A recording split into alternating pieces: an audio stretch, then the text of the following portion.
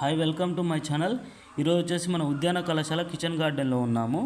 ఈ మొక్కను మనం రలపాల అంటాము, also called as kidney stone plant or kalanchoe plant or miracle plant.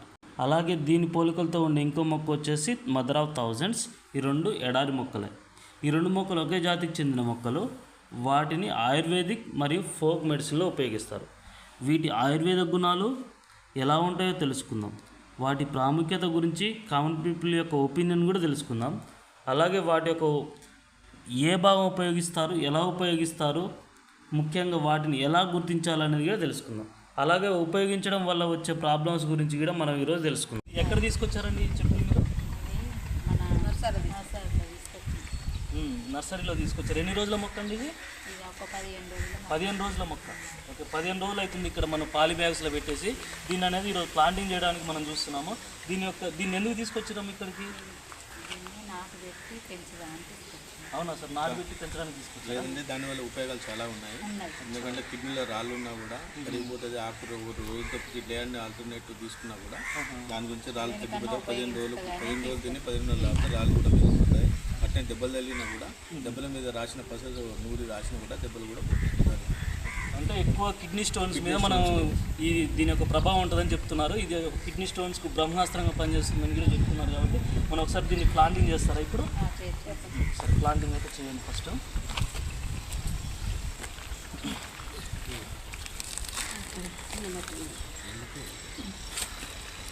దీన్ని ఎట్లా తినాలండి? ఏ భాగం తింటారు ప్లాంట్లో? కాండం తింటారా, ఆకులు తింటారా, వేర్లు తింటారా? ఆకులు తింటారు. ఆకు ఒక లీప్ తీసుకొని నమ్లి ఒక వాటర్ తాగినాక ఒక హాఫ్ అన్ అవర్ దాకా ఏం తాగుతుంది.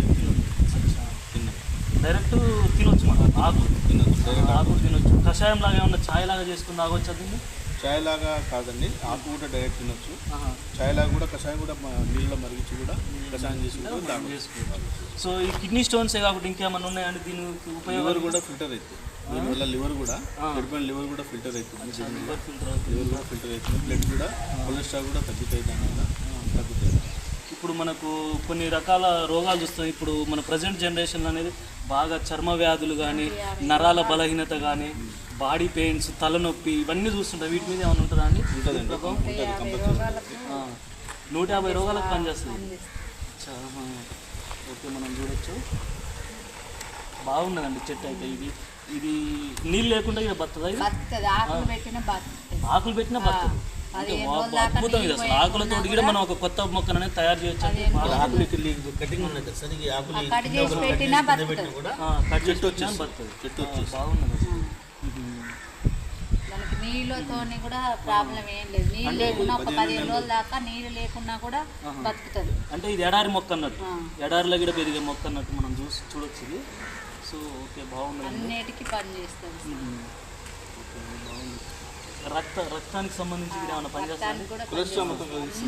బాడీలో ఏమున్నా బ్యాడ్ కొలెస్ట్రాల్ కరిగించడం, బాడీలో ఏమున్నా పని చేస్తుంది. రక్తపోటు ఇవన్నీ కీళ్ళకు, చేతులకు, కాళ్ళకు, నొప్పులకు సంబంధించి నొప్పుల గురించి అన్నిటికీ పని చేస్తుంది. తలనొప్పికి కూడా అన్నిటికీ పని చేస్తుంది సార్.